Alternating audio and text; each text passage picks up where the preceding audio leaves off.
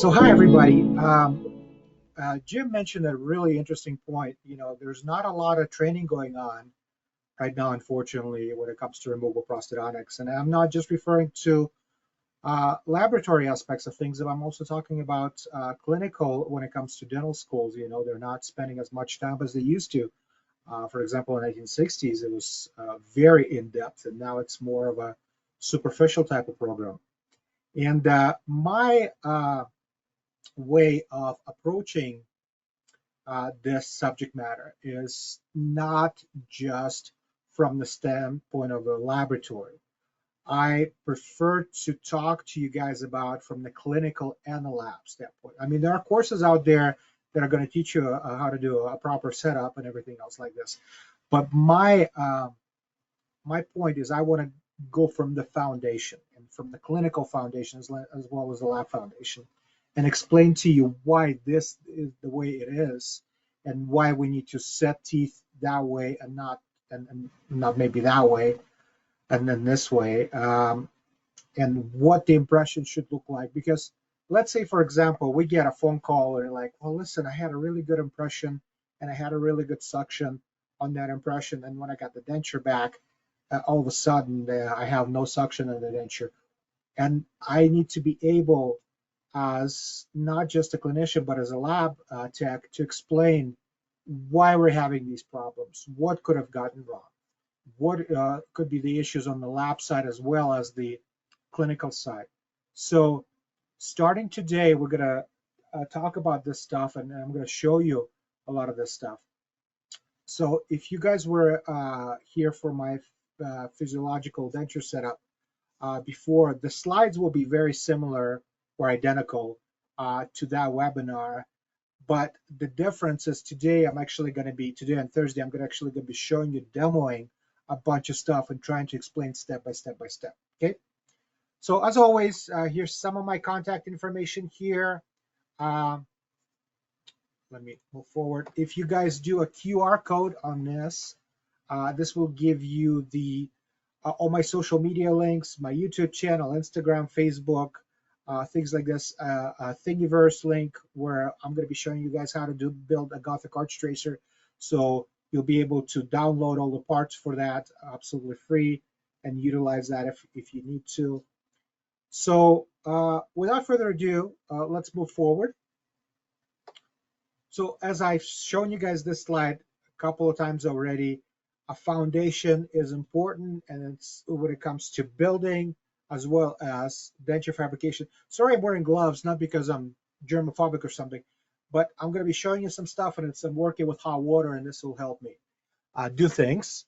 And the reason why you're seeing my hands in the picture so much is because apparently I talk with my hands as much as I talk with my mouth, so that's one of the things. So, common issues in complete prosthodontics, right?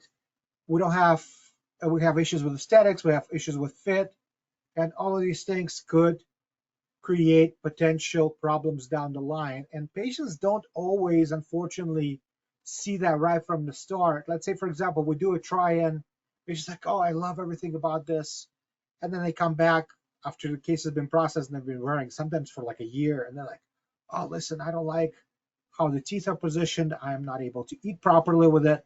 So we're going to talk about little things like this to help out with all these issues going forward. Okay.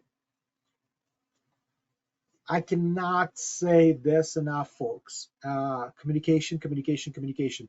Make sure that every person on the team knows exactly what's going on. A lot of people need to know to some degree what the clinical aspects are. The clinicians need to understand what the laboratory aspects are. Okay, I get cases back all the time from clinicians, and there's a huge disconnect.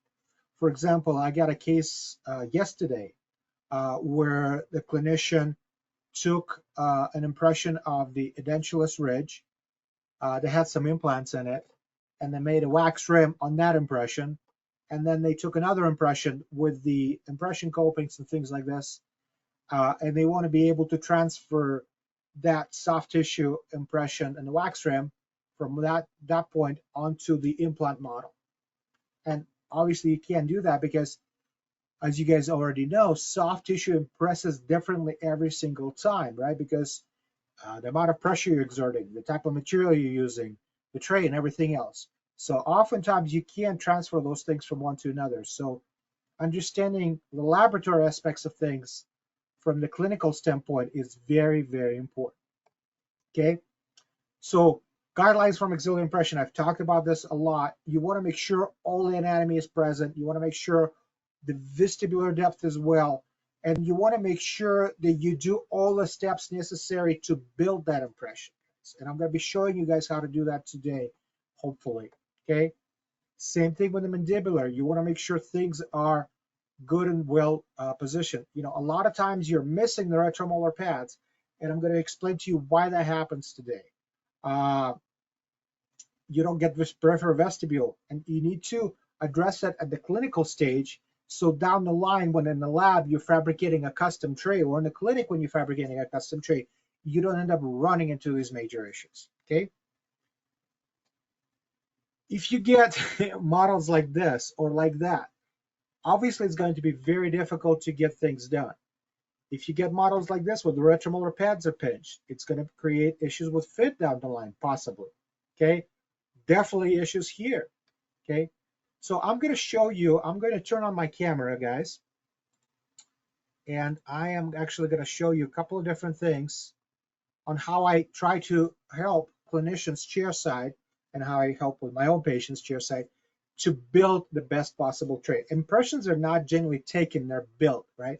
Because we're dealing with stock trays a lot of times, and if they're dentate or edentulous, they still need to be modified in order to get the best possible results. Okay, so let's say, for example, we got a maxilla, right? And we have a tray that we're going to be utilizing. But the fit of the tray, because oftentimes at the clinic, we don't have edentulous trays, especially if you're dealing with like a general dentist's office. A lot of them just have dentate stock trays. Okay, hopefully, guys, you can hear me okay because the microphone is right now is behind me, but I have it turned up all the way up. So let me know if there are issues, and I'll try to move some stuff around if I need to. But you can see that adaptation to the palate and to the tuberosity is not bad here. Definitely could be a lot worse. But there's things we can do to make it adapt a little bit better. And for that, we can do a couple of things. Now, if you're using thermoplastic trays, as I'm doing here, this one is thermoplastic one as well. You can put them in a hot water bath, and you can actually adjust. As you can see right here, I'm able to adjust the width. If it's too wide there here, for example, right, where the tongue is positioned, you're going to have a hard time getting the tongue all the way up and out, and you're going to have a hard time capturing the mylohyoid area. Okay, so let me show you an example of that. Okay, this is just one of the impressions that I got from one of the clinicians. You see how this is wide and this is where the ridge is? So the patient had a hard time getting that into the position, ended up with being short on the mylohyoid ridge. So we actually had to retake this impression down the line. And the easiest way to get this done is you basically, all you do is you just take the tray, heat it up, and you pinch it. And you put it under some cold water, and that way you're going to give a lot more room to your tongue, and you'll be able to build your impression a lot easier. Hope it makes sense, guys. Okay. So let's do with the upper. What I generally like to do is use a couple of different things. Now, I showed you in the picture before. If I minimize this, you guys are going to be able to see this. Where I was using putty here. But let's say, for example, we do not have putty, and we want to use something else. A lot of people will have either thermoplastic compound like Kerr, impression compound like this, or they'll have thermoplastic beads. Okay, so you can use either one. You can use putty like I showed you guys, or you can use these beads or this compound. I have both here. So let's say, for example, we're going to use my thermoplastic beads. So when you put them in hot water, guys, it creates like a little soft material. So what you can basically do with that soft material is you can pinch off a little bit, and you can place it on the palate like this. Hopefully this won't stick to the model because it's usually meant to be used intraorally. Okay, and then you can build up the lower portion, build up your tray a little bit more, so we got a little bit higher. And the reason why I'm doing this a little bit higher is because I want to make sure that I got enough room on the sides where it's not hitting too much. Okay. Once I've done that, I can go ahead and start building the sides with the same material. Okay, so pretty easily done to where I can just adapt it all the way around and get things in the position where they need to be. Because once I lift this off the palate, what's going to happen is that I'm going to be short on the areas of the vestibule. And this will allow me to build up those areas. And intraorally, I can just kind of press it into the spots that I need to and build up my tray where it needs to be built up. Okay. So now I'm not pushing anywhere that I don't need to. Okay. And I can shorten it a little bit if I want, just so the material is going to be well placed in there. And also, if I want to create a bit of a post-dam area, so my alginate, for example, is not flowing too much down the patient's throat, so I can position it this way, I can create a much better adaptation. Okay, so that works really, really well, guys. And the reason why I like using thermoplastic beads is because if I do something and things are not looking really well and I need to adjust something, if I do that with putty, I'm one and done kind of thing, right? Because once the putty sets up, I can't really do anything to change things. I'm going to have to redo the putty. With thermoplastic compounds or thermoplastic beads, I can just put it in some, put in some cold, hot water. The stuff is going to turn clear again, and I can mold it again where I need to and adapt it intraorally. So it works pretty quickly, and you get a lot better impressions. Now, it's important to get a really good initial impression, because if you don't do that, you're going to end up with a problematic fabrication of a custom tray. Okay, and you don't want to do that, so you're going to try to make things a lot easier.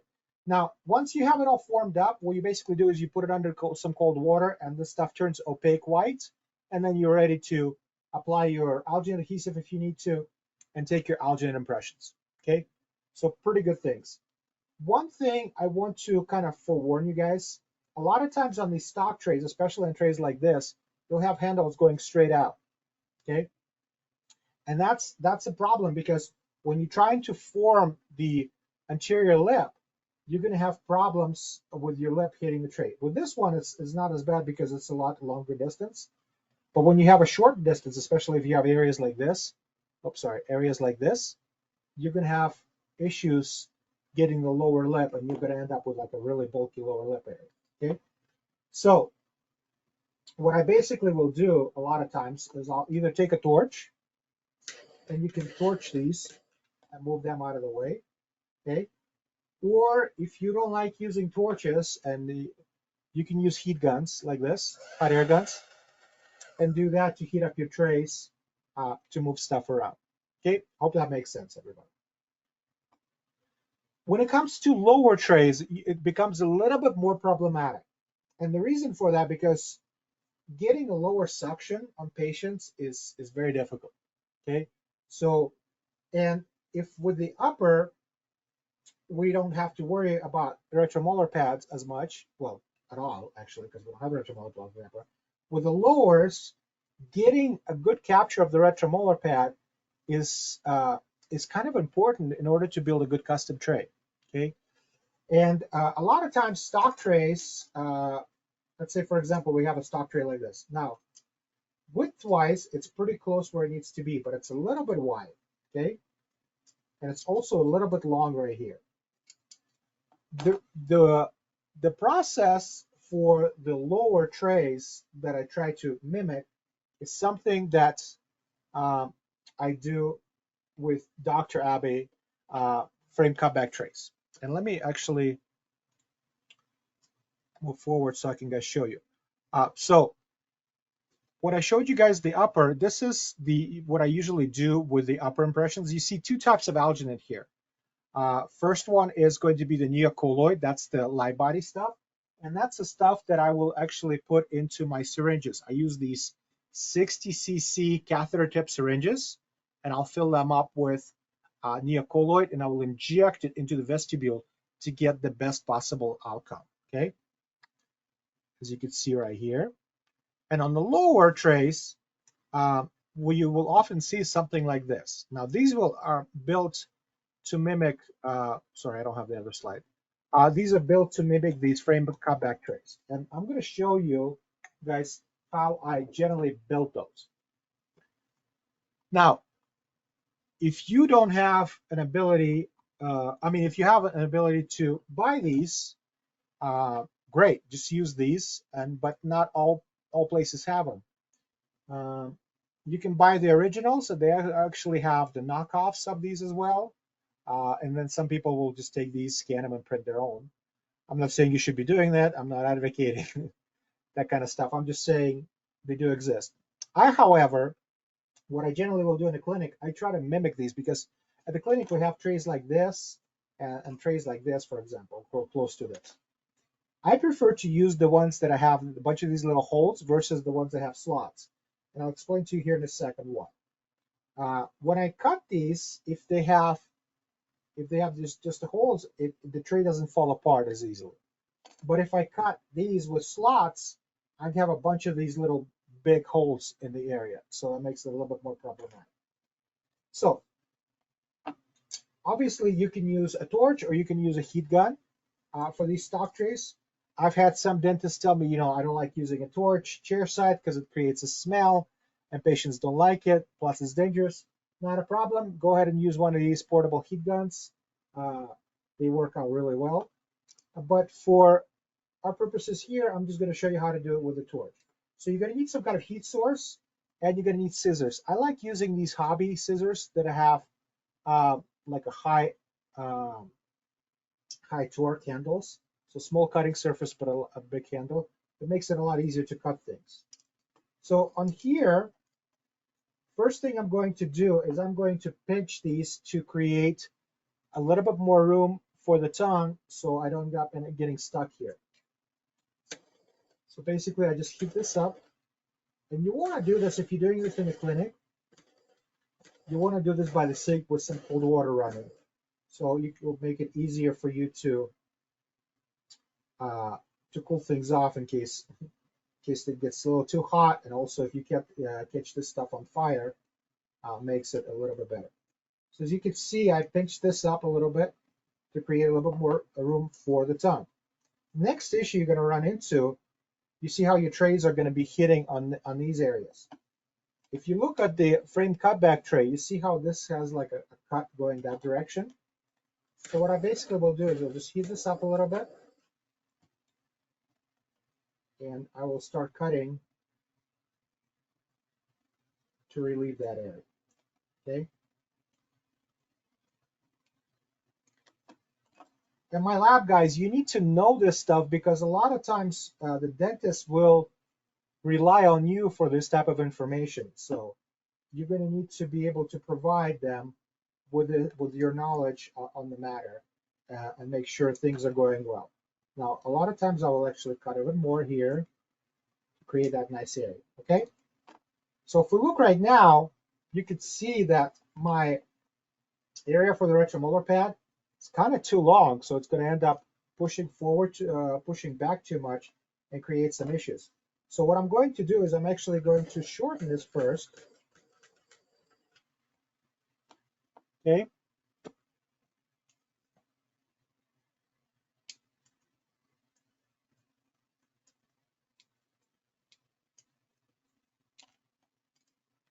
So we don't create any issues. So now we have a good area for the buccinator.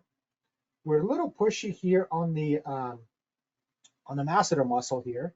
We're going to adjust that. But we can also see that with frame cutback trays, one thing is for sure, that the area for the retromolar pad is completely open. And the reason that is because any kind of pressure can cause some issues down the line there. So that's why we're kind of trying to make sure we don't overpress in that area. So what I'm basically going to do, sorry, the video is a little laggy because I just have too many programs running on the computer, and my apologies for that, but hopefully it's good enough for everybody to still see everything. So basically I'm just heating this up, and I'm going to reduce the area of the masseter, and I'm also going to cut open the area for the retromolar pad. Okay, as you can see right here, now we're not pressing on the retromolar pad, and we have the masseter opened up. The only thing is I want to do here still is maybe lift this up a little bit, okay, just so it's not pushing too much. Now, obviously, all of this is going to be really sharp, and I'm going to show you guys how to fix it. Actually, I kind of showed you that already. You can pretty much fix it with rope wax. Here's, I don't have any rope wax here, but I'm going to be using some compound to do the same. Okay, right, let's get this excess out of here. All right. Now, the other thing you need to look for is to make sure you're not overpressing on the anterior. Okay, so if you need to reduce, I don't really need to reduce here as much, but if you need to reduce, you can go ahead and just plane that up and trim it even more if you need to, just so you get a really good adaptation of the tray. Okay, so pretty much we're mimicking this. Another thing I wanted to show you guys, if you're using these trays, you see how this is a little pushy in this area? You can use your hot air gun and warm these up, okay, as I'm doing right here.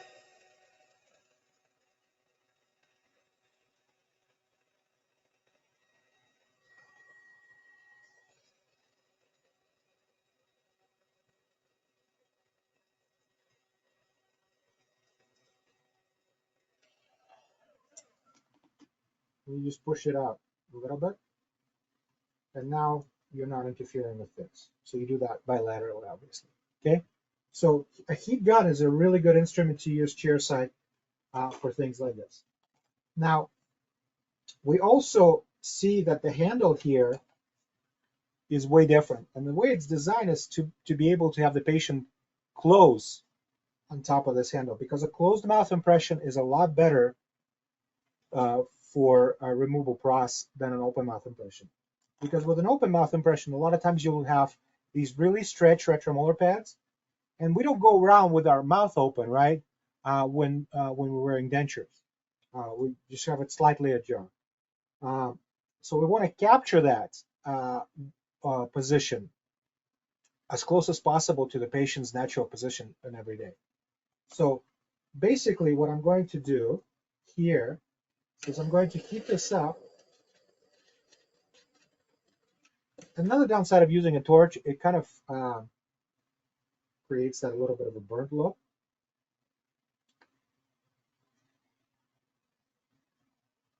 Basically, what I'm going to do is I'm going to make sure the handle is lifted up like this, so it's not interfering with the lip. So to mimic that as close as possible to that frame cutback tray. And once I do that, I'm actually, here I have a little bit of a impression compound, which I overheated a little bit. It's meant to be at the 128 degrees Fahrenheit, depending on which one you use. Like, I think red is a little bit higher temperature, green is a little bit lower. But the idea is you basically just get all these areas you've been cutting on, and you build them up. Now, also, if you're a little bit short on the mylohyoid area, and this is where it usually ends up being an issue, right here, put a little bit of compound there, okay? This is why I like this stuff so much. Either compound or using thermoplastic beads. And then what you can basically do, I'm using a little bit of a gauze here because the compound will stick to the plastic, as it just did right now because I put it too deep. When you temper it, and then you put it intraorally, and you kind of adapt it to get the best possible outcome. You see right there? Once you do that intraorally and mold it, next step, same thing. You go ahead and you alginate and you take an impression. So really good stuff, really easy stuff to work with. And for my clinicians out there, this is the way to get it done if you don't have frame cutback trays. For my lab guys, please remember all these steps, because a lot of times, especially nowadays, everybody,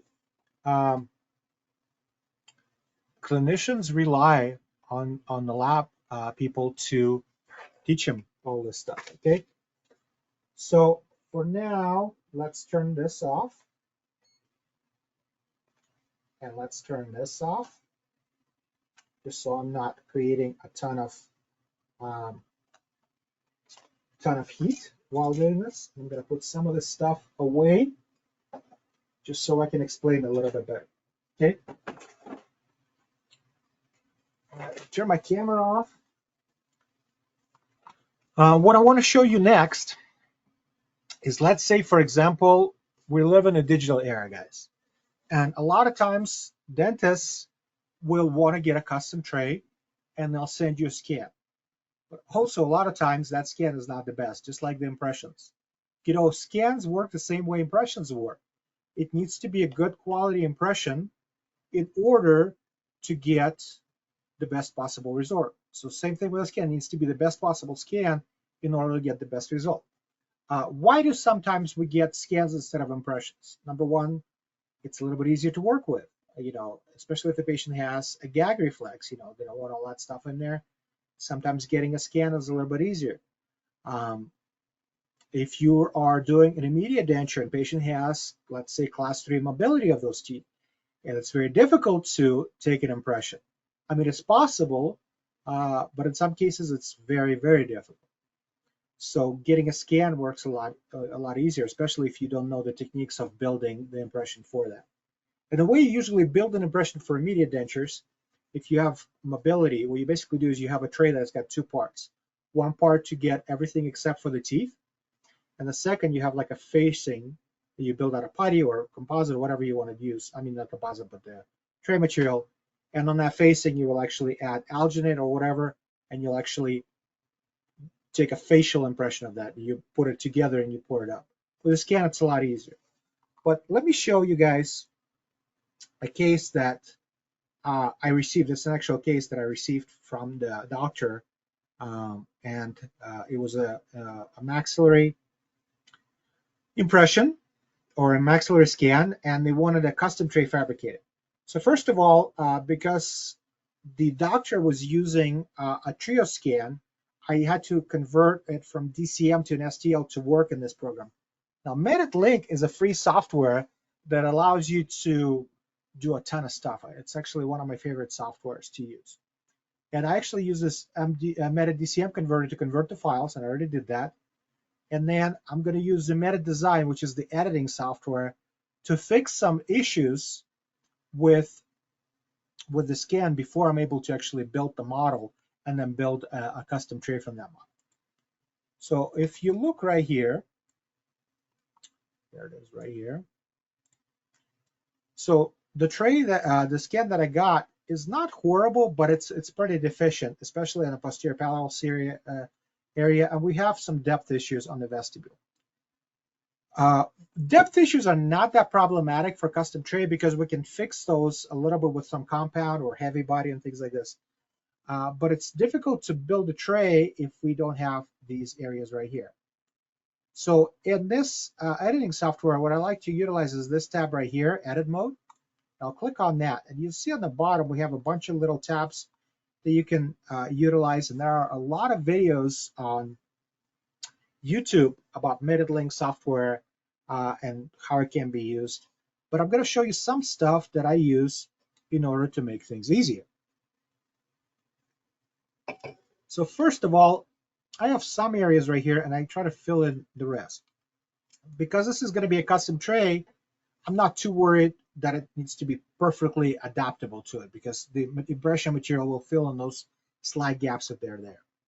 Now on the bottom, the three main things that I utilize for this is going to be the trimming tool, the bridge tool, and the fill holes. So basically, first thing I'm going to do is I'm going to bridge this area right here first. Okay, once it bridges it, I can actually fill in the hole. You can see right here, I'm going to increase that a little bit until this turns yellow. Okay, and I'm going to click on this. And because I have a lot of programs running, this might take a little bit of time to fill it in. But you see it says some of the holes cannot be filled, and it's actually the little ones that were lighting up because they're kind of like artifacts. But these big ones were filled up with no problems. Okay, so we're going to go back to the bridge tool again, and we're going to bridge to about right here. Okay, yeah, we're going to fill in that hole now. Okay, and we're probably going to have the same pop-up saying we couldn't fill all the holes and everything else. Okay, all right. So now we have pretty good adaptation. I generally look for from the hamular notch to hamular notch, and that gives me enough. But if I need to increase it a little bit more, I can always go from here to here and give myself a little bit more room if needs to be done. Okay, but it works pretty well, guys. I'm pretty happy with the software. Okay, now the areas that are right here where we have a little bit of an overlap in materials, sometimes, well, we'll try it, let's see if it works, but sometimes you'll create issues to fill those holes in. And let's see if that's going to be problematic or not.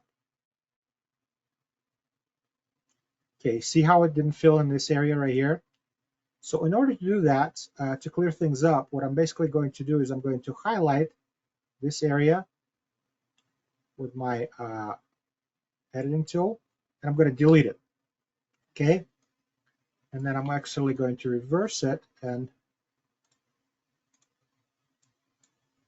oops, sorry. So I can see all this area right here. And highlight it. Let's delete that again and again.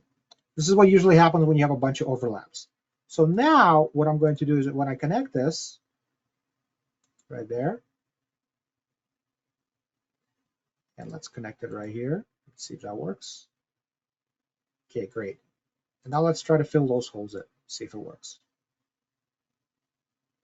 Excellent. So that's looking a lot better, right? And to clear things up a little bit, let's do this and fill in this hole.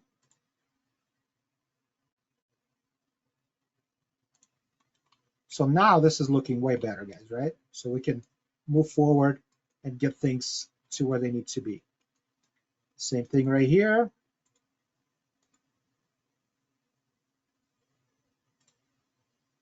Fill it in.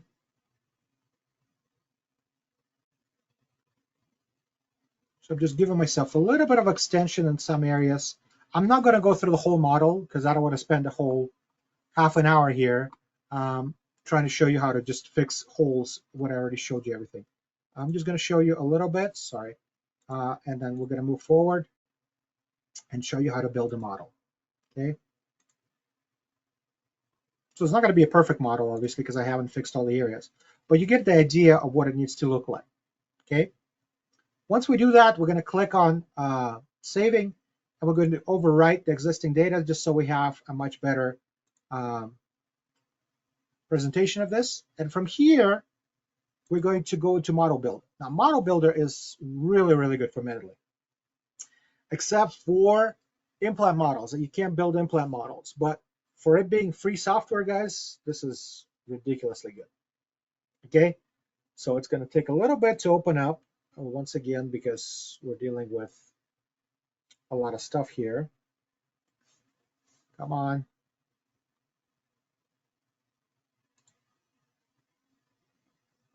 Sorry. Well, let me do this. Let me try to, while that's trying to open up, let me minimize things and try to show you some other stuff on the PowerPoint presentation instead. Okay. Now, I showed you here that I'm filling in the tongue space for the initial impression. This step is an important part if you're building stuff in the clinic and you don't have a lot of a lot of instruments like a lathe with a burr where you can actually, once you pour up the model, you can grind out the tongue space with things. And I like to do that anyways because I don't want to do a lot of grinding, okay, once things are done. Because I see this very often when the tongue space area is not drilled out or removed on the model, it makes it very difficult, especially if you're doing things by hand, to build a custom tray. And I often see those custom trays being way too short going on the sublingual space. Okay. Here I've marked the outline for the custom tray with the indelible pencil, or actually in this case I'm using a top indicator stick. And the reason I did that is to make it a little bit easier for the resident who's going to be building a custom tray to see the outline. Okay. These are the materials that I use in the clinic to build these impressions. This is the 60cc catheter tip syringe that I use. I already showed you guys these awesome frame cutback trays, and I already showed you how to build those. And I also showed you that with thermoplastic trays, it's a lot easier to build impressions because you can mold those any which way you want.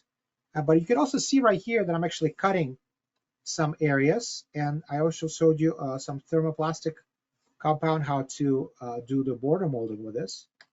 Okay, and this is just an algae impression. Actually, this is my own mouth that I was doing for school when I had to take a bunch of impressions. Okay, and this is just a little video what I generally do intraorally to see all the tissues that I need to reimpress. Because if you don't have a good visualization of things, you're gonna have a hard time getting this things done. Okay, let's go back to model builder. Now we took that fixed file, we're gonna bring it into Maxilla portion, and we're gonna confirm it. Now here it's going to give me an outline, if I click right here, of what the software is going to try to capture in order to build a model. And it usually screws up and it shows me like one little spot. So basically what I'm going to do is I'm going to do a polyline selection, and I'm going to select everything on here to build the impression, as you can just see right here. Okay, if I want to do a brush, let's say I missed a little spot right here, I can add a little bit with a brush. Okay. Obviously, it's not going to be as good here because I didn't fix all these areas like we talked about. I don't need to do any kind of editing here, but if you did, you can click this, and it will come up with a bunch of little areas that you can also cut and fill the holes in, but we're not going to do that. We're going to go straight to the orientation of the model. Now, sometimes it will align automatically if your patient is dentate because it can see which teeth are, but if it's edentulous, you're going to have to do like 3 spots, and you might have to rotate things right here. Okay, and you can angle it a little bit, lift it up, and move stuff around, maybe move it back a little bit. Okay, so that looks pretty good, right? Our next step is creating a base for this. Okay, with a base, it will give you some options. Usually it will just do like a base like this, which I don't like printing from that type of base because it just creates some issues. So what I will actually try to do is I'll actually create drain holes right here. And you can increase or decrease number of drain holes. You can increase the diameter of drain holes and distance from the base. I like to do mine closer to the edge just so it makes it a little bit easier to remove. Okay. And I will also create a bevel. With a bevel, you can get your knife underneath it or a scraper underneath it and pop it off a little bit easier. Depending on how well your material adheres to the build platform, this will make a difference between just easily getting that scraper underneath it and popping it, or sometimes you're going to have to put a scraper underneath it and use a little bit of like an instrument. I use like a little leather hammer to pop that off. Okay, so I do that. And then I'm going to click on preview and see what the base actually looks like for this model. So far, hopefully, it's pretty easy to understand. And it works really, really well, in my opinion. It's going to take a little bit of time. For some reason, okay, I don't have the option of doing the honeycomb here anymore. I think it's because this is the hollow shape. This is interesting. I just downloaded this on this computer, and this is maybe either the newer version or the older version of it. I mean, I didn't download it. I updated because I generally don't use this computer to build stuff. But my computer has a honeycomb grid in here, which makes it really easy, because if it doesn't have that, you want to print this with supports, okay? Unless I'm missing something here. Hollow shape. Okay, this is a solid. So you can do solid if you want to. I don't recommend doing solid, guys, is because you're going to end up using a lot of material, and it just creates problems down the line, okay? Let's see if whenever you have two models, you can do articulator mode. I was just going to click on that to see if it's an older version of this or newer. Because in the newer version, it doesn't have the articulation attachments, but I can't check it with this. But for the time being, we'll just keep it like this, and we'll go into preview. It's going to show us things, how it's going to look like. And then we'll just click next, and that's going to finish everything up that we need to do on things. Okay, so this is what our model looks like. You can change the type of the base that you want. You can make it full base like we have right here, or we can make it just follow things. So unless if you're trying to use less material, so we can do that, and we're going to click next. And that creates our model. Now you could do that in 3Shape as well, or an ExoCAD if you're using that. But I prefer to do that in MediLink because it's just faster, and I get that option of doing doing a honeycomb grid, at least on my other computer. Okay, now we've saved everything,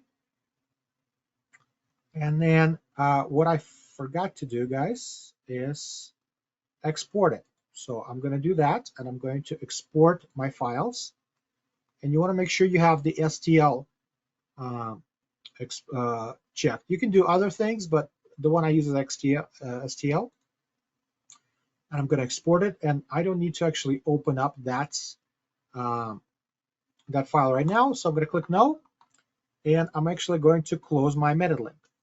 Now, there are ways to build a custom tray inside MediLink, but it's a little bit labor intensive. And there are videos on the YouTube as well on how to do that. And I have quite a few people doing it that way. So if you want to do that, please go ahead and do so. What I'm actually going to do is I'm going to open up 3Shape, and hopefully my computer is not going to freak out and shut down on me, because it's pretty labor intensive also on the computer itself. But while it's doing that, let's talk a little bit about the types of custom trays that are out there. We have close fitting trays, we have space trays, and we have window trays, guys. Now, space trays is what I generally see clinicians using, especially the ones that are fresh out of dental school, because that's what they're taught in school, using space trays, using a bunch of compound, and then just building that. And it takes a while. Because I take care of building my initial impressions, I prefer to use close fitting trays without border molding to get the impressions that I need to, okay? And then from there, I will try to take an impression, and I'll show you guys some things. Oops, sorry. How to fabricate it. Now, as far as the window trays are concerned, we usually utilize those where the patient has a lot of loose fitting tissue, especially if you have a Kelly combination syndrome case where the interior inflammation is such where just a ton of tissue flabbing. On those cases, we're going to use those kind of trays, okay? Different materials require different spacing. Because I use close fitting trays and I use polyvinyl siloxane, I usually do about a millimeter spacer for my close fitting trays, and it works really well. Now you can do 0 as well if you wanted to, but I just feel like it's creates a little bit of a too much pressure on the areas of the um, palatal. Now, technically, close-fitting trays and space trays, they're both space. It's just the amount of spacing is a lot different. Hope that makes understand. Okay. Okay. We're not going to talk about the myostatic outline just yet. I'm going to show you guys that next, and it's important for when you're fabricating mandibular custom trays. So let me bring in my 3Shape into here. Thankfully, it opened up. And what I basically do is I'm going to click on the order and wait 4 hours for it to open up. There it is. Okay. And then if I'm doing an upper, which I am, I just need to click on a single tooth. You can fill out all this information here. This is just a test, so I don't really, test case, so I don't really need to do that. So a single tooth selection, click on the appliance, click on a custom tray, and then change it from zircon to model material. Okay. Now, if you have a 3Shape scanner, you can go ahead and press scan and then scan your model. Because I already fabricated my model in MetaLink, I'm just going to click OK for now. And I'm actually going to right click and import scan. Okay. Now it's going to give me a choice of files that I can do. So I'm going to try to find that folder that I just exported. Hopefully it's going to take me a bit less time than 4 hours to get it done, because I have a hard time finding things because I have a million things on my desktop on this computer. On my other computer where I do most of my design stuff, I have it kind of organized so I don't end up losing things. But it's bringing in my my file, as you can see right here. I'm going to click either next or design, and it's going to take me to the actual designer software portion of things, where I'm going to be able to fabricate the custom tray. Okay, and we're going to talk a bit about custom trays, but it's also at the same time, the steps are very similar to making a base plate. The difference is I usually make the thickness of the base plate less, and the impression gap is 0, and we don't have a handle also on things. Hopefully this will open up and takes, okay, looks like it froze up on me. Let's see if it's going to open up again, and it looks like it's working. Nope. There it is. Okay, I just need for it to load up so I can move it over to this area right here. Come on.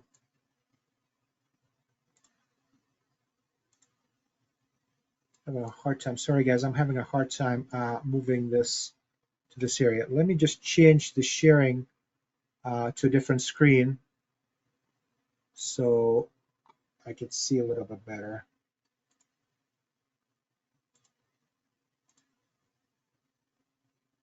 My apologies, a little bit of a technical difficulty. Okay, now you can see this screen a lot better. Now, a lot of times it will line up in the wrong direction, especially if you use the different scanner to a different software to fabricate things. So be upside down. So you see how it has the insertion direction from here? So we need to change it. What I'm going to do is I'm going to rotate it to where it's visible, and I'm going to click Set from View. What that's going to do is that basically it will change the insertion direction in the alignment where I need to be. With custom trays, it's not that important to get the most precise angulation on things.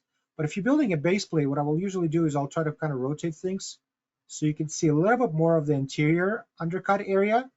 And that way, when you're building a base plate, you don't have a huge area in the facial to where it just gives too much lip support and the clinician can't cut it back. But for custom tray, it's not really that important. So from here, we're going to click Next.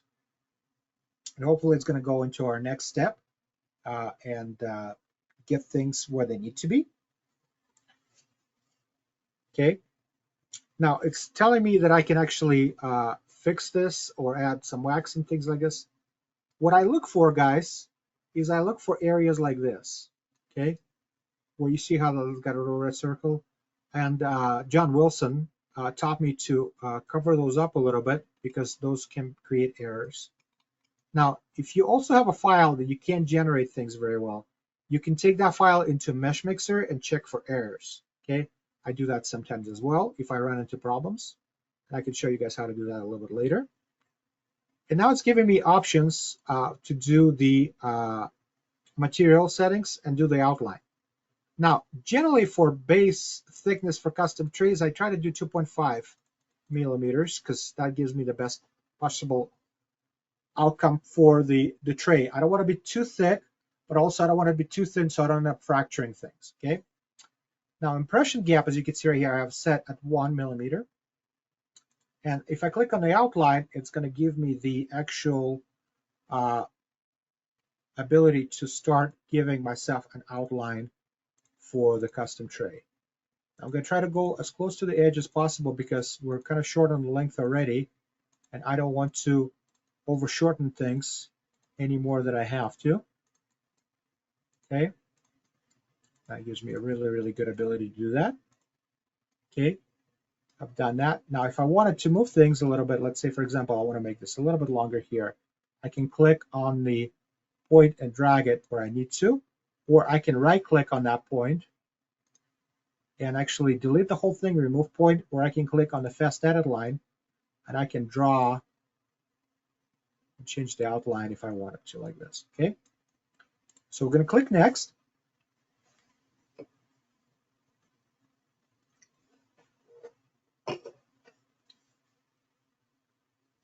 So now we have an invalid boundary issue. Probably because I'm a little too close to the edge somewhere, like areas like this. Okay, and that's what's giving me an error. So what I'm basically going to do, let's go back. Sorry, go forward. Went too far back. I'm going to try to fix it. It's going to really suck if I won't be able to fix this. And the reason why this is happening sometimes also is because, remember I told you guys I didn't spend a lot of time fixing this model, and that could be causing my problems. But let's drag it a little bit away from these little problematic areas and see if that's going to fix my problems. We've got another area right here that could be a little bit of an issue. I'm kind of glad when we run into issues like this because it basically shows you the problems you can run into dealing with these type of situations, okay? And also gives you the solution of trying to fix it. Now, what we're basically going to do is we're going to try to fix it right now, and if we can't, I'm going to bring in a different file and show you how things are done. But we were able to fix it here, so we don't have those problems anymore. And basically what we need to do is just get away from these little areas where it's jagged edges and just smooth that out. Okay, so now that we've had that figured out, at this point we can actually add things to the to our custom tray. Now if I click right here, it removes my model, and if I click right here, it actually will allow me to do a tissue stop. So this is like to the model, and this is set to the plus, and this is the size, and this is the height, right? So basically what I'm doing is I'm adding tissue stops to my areas. So when I'm actually taking the impression, if I'm not doing border molding and stuff like this, I'm actually able to create some stops so I'm not overpressing and overextending things. Hope that makes sense. Okay. So now that we've done that, a good idea would be to add a handle, right? Because you need something to be able to hold things in. Now, also, we see that we're a little short right here. Okay. That could be due with the scan, or that can have to do with the way I built my model. But as long as I'm aware of this, that's something I can actually fix chair side by adding either a little bit of a compound or adding a little bit of a heavy body impression material, a little bit of a putty. But ideally, you want to try to fix it on the model stitch so you don't have to do any of that stuff chairside. Okay. So the way we change things is we're going to go from attachments into, I'm trying to find customized tray, and I'm trying to do barrel handle. I like using barrel handles because they're really good and I don't have to worry about lip interference.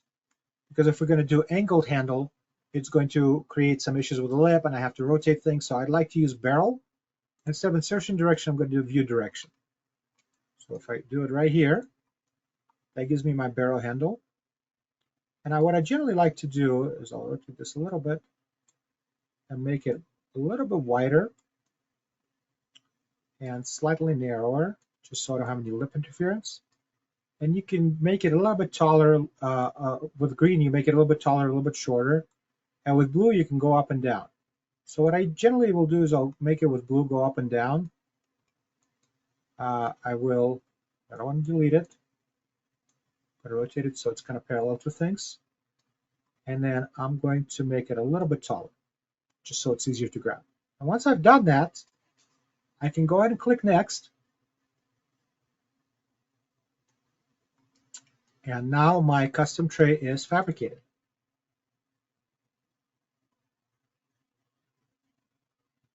At this point, I can click closed. And actually, I'm going to change the screens now to share with you guys. And we're going to open up this. So now that it has generated the file, all I have to do is go into advanced. Why not? Why did I not close this?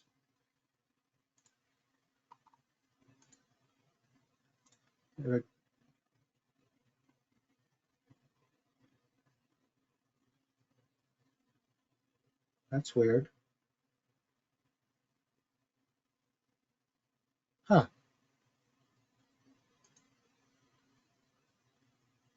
It didn't generate the file. Sorry, guys.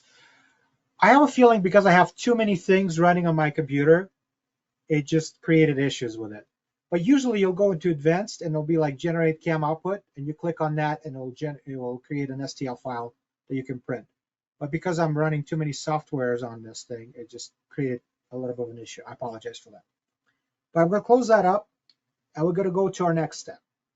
Whenever you're fabricating a custom tray for the lower, a lot of us are taught in schools that the custom tray needs to be, 2 to 3 millimeters from the depth of the vestibule. But if you're running into issues where you have a severely resorbed ridge or you have a really overextended impression, if you're going to go 2 millimeters away from the vestibule, you're going to be still on the mucosa, or you're going to be where the muscle attachments are. And it's going to create problems because also oftentimes they'll take that stock tray, not stock, they'll take that custom tray, and they will actually use compound to extend things and create problems. And I'm actually going to turn on my camera again so you guys can see and show you some things. I have some actual cases here, guys, that I can show you that we ran into some problems. Okay, so we have a custom tray that was built. Okay, and that custom tray, we had an initial impression that was overextended, and they built a custom tray that was still overextended. You see how much forward it's going? And sometimes they'll even use compound to build things up, or heavy body impression material to build things up. They'll be even deeper than that. Okay, so what to do in situations like this? We need to have an understanding of what the myostatic outlines are. And the outline for the custom tray should have been more like this than something like this. So for this particular patient, you can see right here, and I'm going to explain you all the steps for myostatic outline here in a minute. But for this patient, you can see where the actual ridge is, and you can see where the mucosa is, and you fabricate your base plate in this case, or to follow that outline. You see how much less width this has than this? It's quite a bit drastic. But this is also not perfect. A lot of times I will actually recommend, well, there's going to be a wax rib on top of this, but I will recommend muscle trimming this even more to get the best possible results, to get the best possible stability. And then using that, once we do a try, and using that as sort of a custom tray and doing a wash impression to make sure you get things built really well. Okay. We have other impressions that I can show you. Let's say this one, for example. Okay. You could see that on this side, we're kind of close where we need to be, but here we're overextended into the buccal mucosa quite a bit. Okay. So that's going to probably create some issues with fit. So let me show you first on the slides the myostatic outline things, and then I'm going to show you a couple of different models and how we draw things out and go from there. Okay, so let's close this for now. Okay, I'm going to explain to you the myostatic outline, and we'll go from there.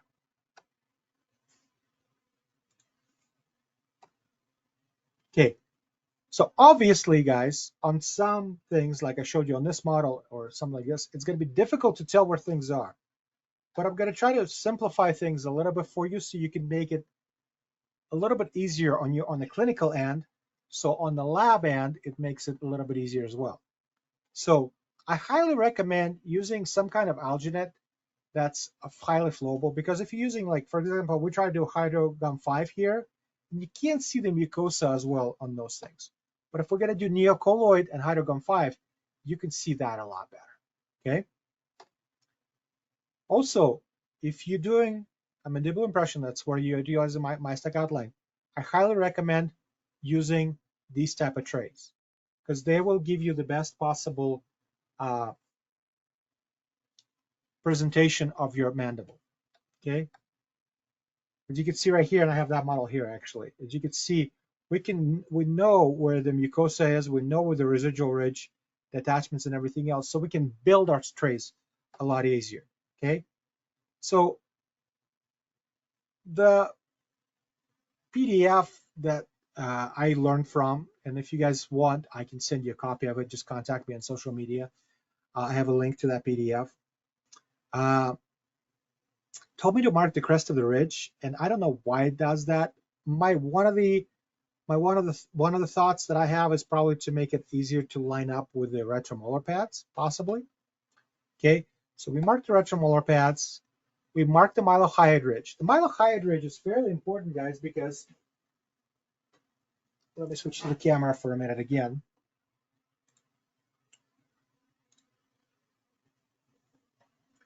So if we look right here, you can see on this little printed model of the mandible where the mylohyoid ridge is.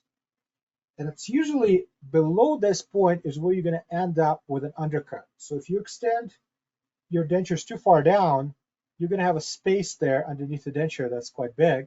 And also you're going to start impinging on the mylohyoid muscle, okay? And that's going to create some issues. So a lot of times what we used to do is we used to stop this either right at the mylohyoid ridge or short of it, just so we don't engage that undercut. But what I've learned over the years, reading some books and reading Dr. Abi's book, you want to do it about 2 millimeters below the mylohyoid. Okay, and you're going to have a little bit of an undercut you're going to have to relieve, but what it's going to help you with is it's going to help you with creating a better suction, mandibular suction for your patients. So we generally try to extend the mandibular denture just slightly below the mylohyoid ridge. So it's important to mark that area so you can build your trays according to that. Now, if you're building a custom tray, you're going to stop that mylohyoid, going to stop that custom tray on the mylohyoid there, okay? Then you're going to need to mark the external oblique ridge. Sometimes it's a lot easier than others. Now, if you have a really good initial impression, then yes, you could see things and you can mark where that external oblique ridge is. If you can't see it, you're going to have to kind of play with the light a little bit to see where things are. But once again, this is an approximation. You can't always get it perfect. Actually, you always can't get it perfect because you're going to have to do some adjustments to your set no matter what. Every single custom tray you guys fabricate will need to be muscle trim. There's just no getting around it. Okay. Okay. Here we can see that a lot easier. Now, the mentalis muscle, in my opinion, that's usually the one that we see the best. Even on the highly resorbed areas, like I showed you there, you can see kind of a slight outline of it, and it's easier to mark that. Okay. Now, if you can visually see the buccal and lingual frena, go ahead and mark that for sure. And then what we're basically going to do is we're going to mark 1/3 of top of the mentalis muscle, and we're going to connect all that to the labial frenum, and we're going to also connect it to the buccal frenum down the line. As I showed you right here. Now, we only go up about halfway up the retromolar pad. And the reason we do that, if we go past this point and we try to connect that to the mylohyoid, we're going to get into a very big undercut. And also, halfway up of the retromolar pad is nice and stable tissue. Once we start getting below that point, above that point, the tissue is not as stable. And also, oftentimes, if you're taking an open mouth impression, you're going to stretch out that retromolar pad, and that area is not necessarily to be used for the denture. Okay? And then we connect all the lines together here. So when we mark the external oblique ridge and we mark it to the halfway up the retromolar pad, it's going to have like a semicircle. This is where the masseter attachment is. And you also can have like a semea sinew attachment there as well. Okay, here this is the mylohyoid muscle attachment is, which I talked about, guys. External oblique ridge, past that point you're going to have your buccinator muscle attachments. And the depressor anguli oris goes slightly more interior of that, all the way up to the buccal frena. And we also have the mentalis muscle. So 5 major muscles that you kind of try to look out for to make sure you're not overextending those areas. Now, the mentalis one is the most visible. The mylohyoid is the second one. Then you have the then you have the masseter and the buccinator. The depressor anguli oris I generally don't visually see as well. It's right about here. Okay, and we try to make our trays to fit those parameters, avoid the frena, and make sure that we do things. Now, in this particular case, because we took a closed mouth impression, the tray went all the way up to the top of the retromolar pad. If it was a open mouth impression, it probably would go about halfway up. Okay, so you can see here. But still, even with that, you see how we have that little area that's undercut?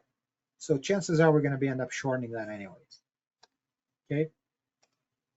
So with this patient, as you can see right here in this video, so we don't need to border mold this. The tray, because it's a close-fitting tray, as you can see, we don't have to border mold things. We can just use light body impression material to take it. Or if it's really close-fitting, we can do ultra light body. For this particular patient, we had suction with just the tray itself. Technically, I could have just cut the handle off and made it on the initial impression, but we decided to take it a couple of steps further.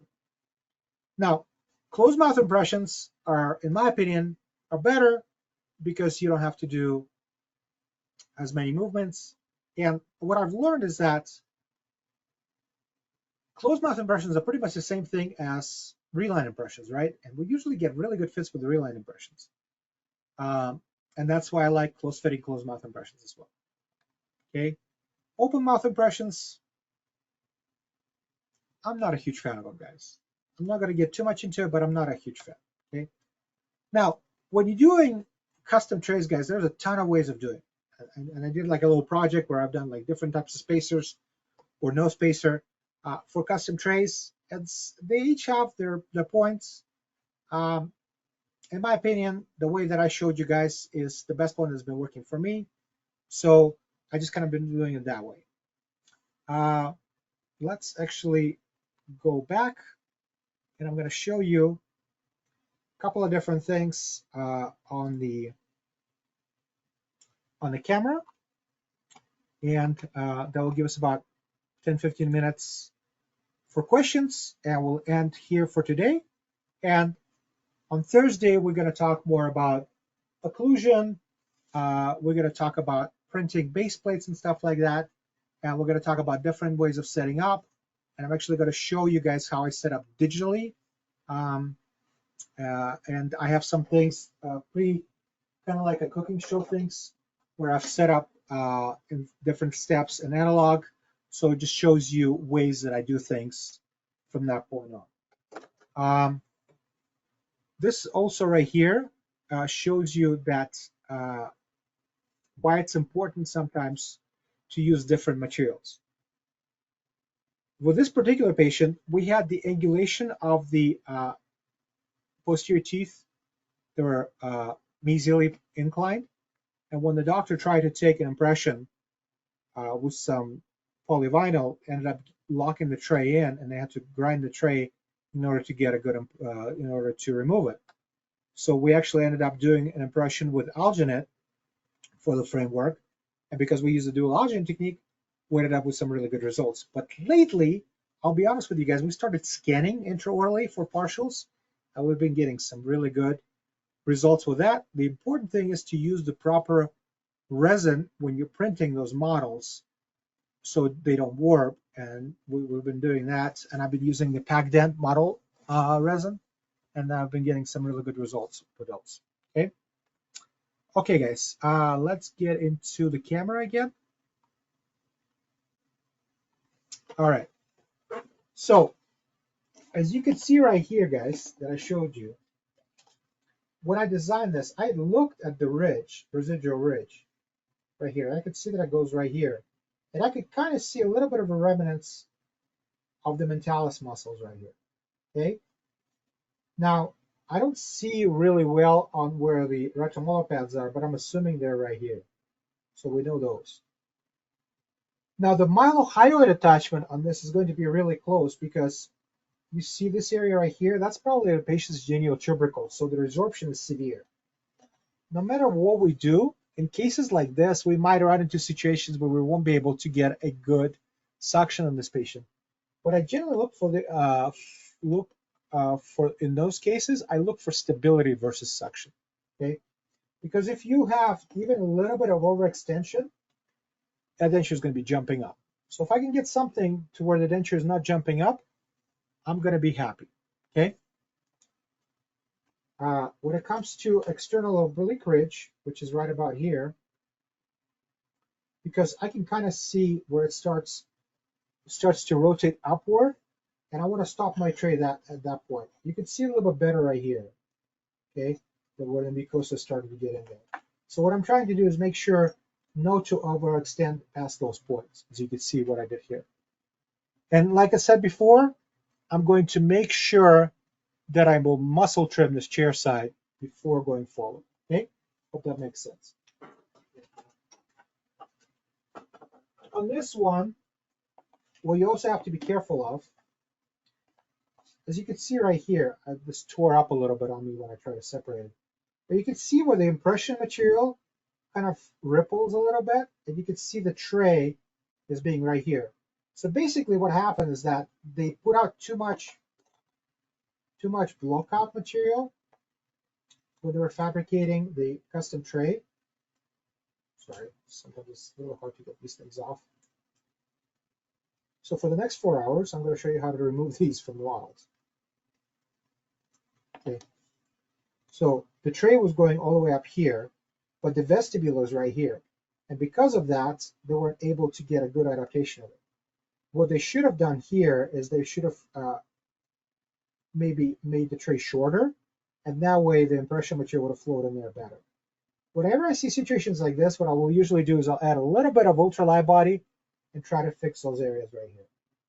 But as you can see also, we got overextension going into the buccal vestibule here.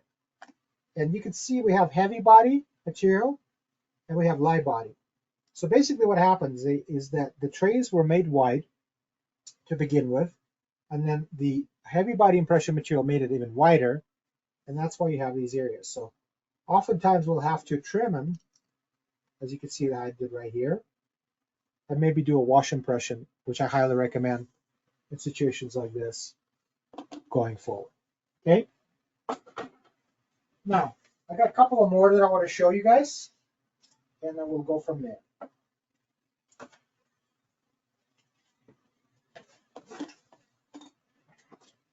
So on this model right here, you could see that it's severely pushing outward, right? But we can see where the mentalis muscle attachments are. There are two of them right here, so that's pretty good. We still know where the lingual frena is. We can still see the mylohyoid right here. We can still see the retromolar pad here. We can't see it here because it's too short. So they did not properly impress this here. So that's something we need to address properly at chair side. We're going to have to probably add some material to our custom tray here. But here, the external oblique ridge is going to be right about here. Okay, and this is where going to be our masseter and buccinator attachments. So we need to be aware of it. And if you build things correctly, your trays are going to look something like this. You see I have an outline right here, and the tray goes within the outline, and the same thing right here. These are what we're taking with dual agent techniques, and we got really good results with those guys. Okay, so we're going to stop right here for today, and we have a couple of minutes to answer some questions, and we're going to do that.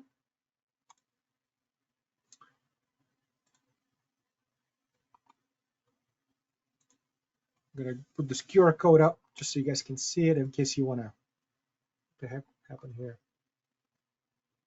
All right. Thank you very much. Appreciate it for any questions. Real quick, CE, that will be given out as soon as we process everything. So give us a couple of days and we'll process any CE, those of you that are asking about CE questions. The recording the webinar today's and Thursday's webinar. Don't forget to come back on Thursday, this Thursday, same time, same that channel, right? So we will have part 2 on Thursday, but both recordings will show up on our VITA North America YouTube channel. If you need to get a hold of us here at the help desk and or a local rep, here's some information on that you can look at on the webinar video itself. And then we do have other programs, right? We've also got August this Thursday, and then after that September, November, December, finishing out the year. Eugene scheduled also to do another one later on this year, but make sure you come back on this Thursday to finish up. Eugene has been gracious to give you that code, the QR codes that you can take another photo from and link to his site. He is willing to take some questions from you if you need to get a hold of him.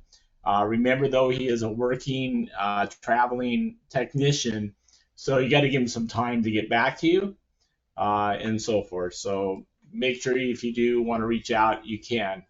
So questions, Eugene, I think you've covered it, but some of the questions are relief for the thickness of the tray. Is there a specific relief thickness before you make the tray? Fitting trays that I do, I just block out the undercuts because I build all my custom trays digitally. And I've been getting a lot better impressions with digital custom trays, guys, because it blocks out all the undercuts exactly where it needs to be blocked out, and I'm not over blocking them out. And for the space for the impression material, if I'm using polyvinyl, I leave about 1 millimeter. Okay. If using base plate wax to do that, you're going to end up with like a 1.5, closer to 2 for that. And you have to be careful, especially on the facial areas, not to overbulk that block out because you're going to end up with situations like I showed you. All right. And then another question is, what is the name of the resin you suggest for printed models for partial frames? I use PacDent model resin for my stuff, and I've been getting good results with it. Now, I'm not saying that's the only resin out there that works well. I'm saying that I've used it and I got good results. Okay. And then what are the name of the trays that are cut out? I think the ones that use the scissors. Frame cutback trays. So Yeah. they're made by, they're called frame cutback tray. If you type that into Google, you're gonna get some different options for these. You got to get the Real J Burrito Company, I think is the name of this. Ones that are white like this, and then you got to get the China version, the knockoff kind as well. And then another question is, as a technician, what can I tell a dentist to be sure that they capture all the necessary anatomical landmarks that I need to make a denture fit well? So it's a big picture question, but basically, what you want to do is, let me switch that. Can you make it shareable for me again, please? yep. Let me do that.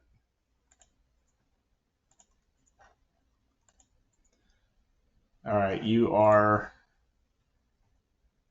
the presenter now. So basically, you want to give them something like this, so they can see all the landmarks that they need to see, and that's for the maxilla. And for the mandible, you want to do this. And let me see if I can find that other slide that I really like as well. I'm not sure if I have it in this presentation or not. These slides right here, if you message me, I can send you these slides, and you can send these to your dentist. And these are the areas that need to be captured. And it shows them which movements the patient needs to do in order to capture those. Now, I didn't make these slides. A friend of mine from UK gave me these slides, and they've been really, really helpful. And I've been trying to share with them with everybody to get good impressions. And also another thing to watch out for, guys, have your dentists look at the impressions that they're taking, okay? And if the impression looks really wide, they need to understand that the denture will mimic the impression. And if we generally look at the denture, we want the border to be a certain thickness, right? And if we look at the border, the thickness is like that big, that's indicative of taking an overextended impression. And if we build a denture like this, it's obviously going to be overextended as well. So that's what my answer would be on that. Okay. Yeah, if everyone heard that, go ahead and take advantage of contacting Eugene, and you can provide some support in this Well, you can area. take a screenshot of this one if you wanted to, and I can switch back onto the other one. You can take a screenshot of that as well. Okay. So I'm going to leave you as a presenter in case you need to show something else. But next question was, do you print your bite block itself, or do you still fabricate using a wax bite rim? I print the base plate. Okay. I still do the actual traditional wax rim on top of the base plate. There are options out there that you can actually print the bite block itself. That's more with the BPS system, where you're actually going to be adapting the gnathometer on top of it. But we'll talk a little bit about that next time, how to build a gnathometer. I personally prefer to do regular wax rims, and I'll do a separate Gothic arch tracer, but you can do the other way as well. Okay. All right. And then another question kind of is, what's your decision tree on whether or not you print a custom tray, or rather